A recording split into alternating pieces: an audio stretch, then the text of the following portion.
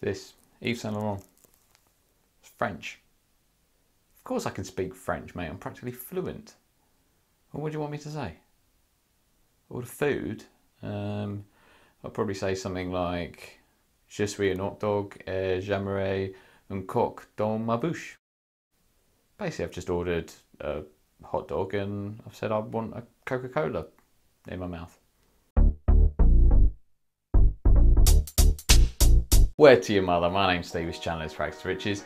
Thanks for tuning in. Today I'm going to be doing a first impressions, and that's going to be the first part of the video, and then in a few days time after I've given it a good wear in, I'm going to come back and give you my full review of this fragrance. Now, this fragrance is one that has been bummed to high hell by one of my subscribers who is also very active on Instagram. So I'm talking about Jon Snow. He's commented on like every YouTube video in the Fragcom, and he's very active on Instagram. He goes by the handle Scented Snowdrop, so you can check him out on there. Now, he has raved about this fragrance so much and he's just in love with it, and so he just keeps going on about it, so I've blind bought it. So it's on him. If I don't like this, I'll just send him an invoice. This is on him. So has he led me astray? Has he given me some bad guidance? Or can I trust his opinion? Let's find out. So the fragrance I'm talking about is La Nuit de l'Homme, and it's the Flanker L'Intense. So basically it's an intense version of La Nuit de l'Homme, but it's not. That's the thing. A lot of people might think that, but by all accounts it's very different. If you look at the note breakdown, the DNA, this is very much a different fragrance. It's not just a more intense version of the original, which is a flanker. This is quite floral, and I've also, before I blind bought it, I've watched some reviews and I've seen Timmy's review, and loads of people really like it. Timmy loved it, but kind of the feedback that he got from people was that it was quite feminine because it's quite floral. There's iris, there's violet. I know in the base there's tonka and sage, and I think it's vanilla in the mid. So it apparently is quite floral, quite feminine, but it's meant to be really nice, and it doesn't smell too much like the original. I think there's a hint of the original DNA, but yeah, has Jon fooled me, or has he kind of given me, you know, some good advice here? Is this an actual gem? Let's find out. So your standard La Nuit de l'Homme bottle, slightly different colour. So this is the third bottle that I have of this style, because I've got the original La Nuit de l'Homme, though it's not the original formulation. Mine's one of the latest formulations, so it's very much watered down.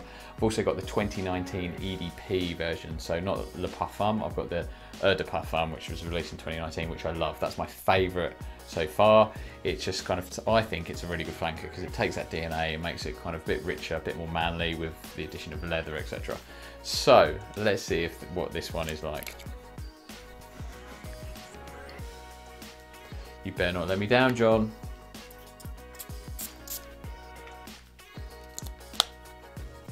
Okay.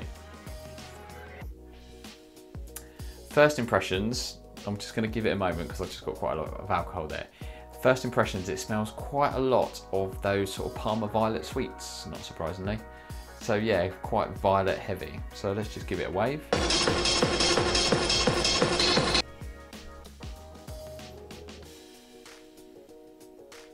Yeah, just quite very violet heavy.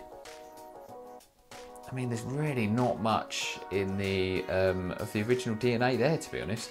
Obviously, everybody knows the original DNA. It's very familiar. The cardamom is the kind of the centerpiece to that original DNA, which is not present in this one, which is probably why it's kind of lacking. But now, what Jon did say is the dry down is where this kind of comes into its own. He said the opening is nice, but the dry down is where it's at. So I suspect, well, I'm hoping it's going to grow on me. So, but it's a very nice, clean white shirt type fragrance. It's that sort of clean linen, floral with the iris and the violet. The violet is dying down slightly now, which is good because with violet it does just remind me of kind of a little bit of Parma violet sweets or / old women. So I quite like iris though. I'm a big fan of iris. As you know, I'm a big fan of Prada L'Homme.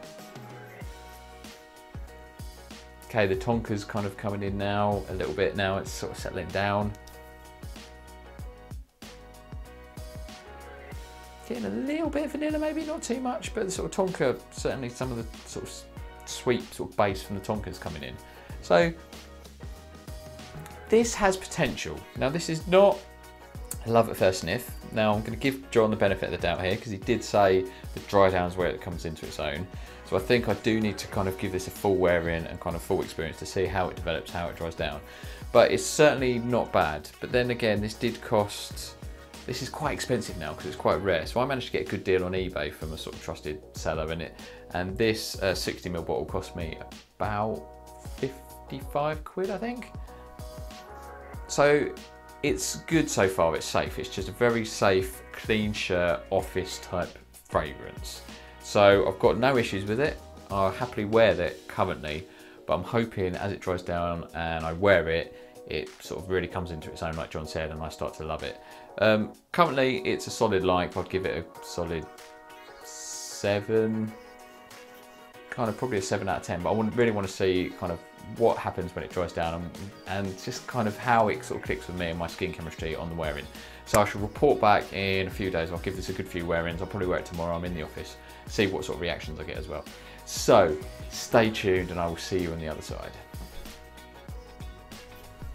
I'm back. It's been a few days. I've worn this for about 2 or 3 days at least. So I'm back to give you my kind of full impressions, as it were, a kind of a bit more of a well-informed review. But before I do that, I did mention the notes in the first part of this video, but just to confirm what they are.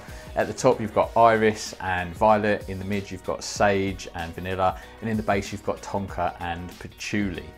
Now, my opinion hasn't really changed too much from this fragrance, if I'm honest. The long and the short of it is I'm quite underwhelmed. Now, it's not to say it's a bad fragrance, because it's not. It's perfectly pleasant.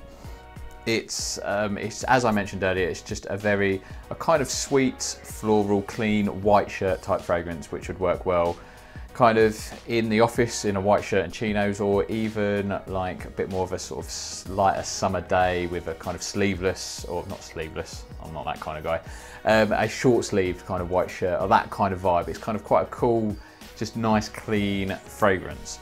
But I am quite underwhelmed. I think the reason being is there's just nothing that particularly excites me about the fragrance, unfortunately.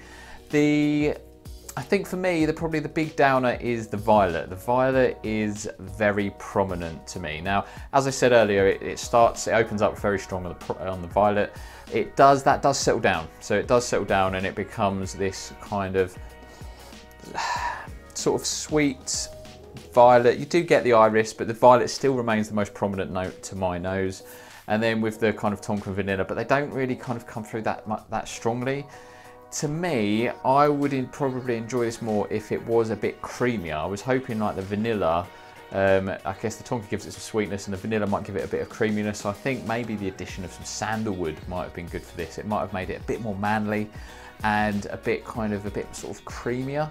So I think that probably would have done it for me then, and I kind of would have enjoyed this fragrance a lot more. But as it stands, it is quite feminine, I think. So the fact that it's the Night of the Man is a bit of a contradiction in my opinion, because it is, I wouldn't say it's a feminine fragrance, but I'd say it's easily unisex and women could easily wear this. Now, I mentioned that to my wife, I got her to smell it and she kind of said, yeah, you know, it's quite kind of feminine. But well, to start with, she didn't think it was, but then I got her to smell another fragrance, and then she said, well, compared to that one, that is quite feminine actually. So, as a yardstick. So, I don't think it is a full-on women's fragrance by any means, but I think it's quite unisex, and it is more for a metrosexual kind of guy, which I'm happy to wear sort of unisex fragrances, don't get me wrong, that doesn't bother me, but there's just nothing about it that kind of gives it this sort of appeal or this kind of sexiness that you get from the original Le Nuit de L'Homme. So this is not one for me, I think. I don't think I'm gonna keep this, because if I want a clean, sweet, floral kind of fragrance, I would probably reach for Prada L'Homme, if I'm honest. And if I wanted kind of violet, I would recommend that you look at Roberto Cavalli's Uomo. That's kind of got some violet and lavender in there, but with some honey as well. It just kind of gives it that sort of takes some of the sort of florals, the edge off the florals, and give it a little bit of a sweetness. And it's just, for me, that is a more appealing white shirt type fragrance. So that's what I would recommend, and it's a hell of a lot cheaper than this one. So that's my take on it. Now, performance is not good either, so there's not really much of a saving grace on that one. After about 3 hours, I could barely smell it on my skin. Projection was very soft. I probably got like 30 to 45 minutes of projection, and then, as I say, 3 hours in, I could kind of smell it just about, and then it lasted as a real close skin scent for about, in total, about 4 or 5 hours tops. So yeah, it's not a good performer either, so there's not much to say in that regard. So what's the lesson learned here then? The lesson learned is that Jon Snow is a liar, he's a charlatan, he tricked me, he fooled me, he should be exiled from Fragcom, and nobody should ever speak to him again. Okay, perhaps that isn't the lesson. The lesson is do not blind buy, or if you do, make a well-informed decision, and even then, it's only people's opinions. Like, John loves this fragrance, and I love other fragrances that he doesn't love, and that's the thing with Fragcom and reviewers.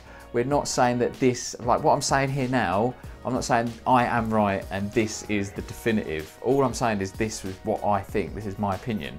And people seem to forget that. The number of comments I kind of get under videos saying that I'm wrong, and I can't be wrong when I'm just sharing my opinion. God, I'm gonna go off on a rant in a minute, so I've got to stop. So thanks for watching. I hope you got something out of this video. If you did, give it a thumbs up. And if you haven't already done so, please hit that subscribe button. And also, don't forget to listen to the Scent Geeks podcast. It's a podcast that I record with Chris from the channel Fragmental, and it gets released every Monday, and it's about 30 minutes long. It's just a bit of fragrance chat and banter, and we just have a bit of a laugh, to be honest, but you know, I'm biased. So yeah, check that out.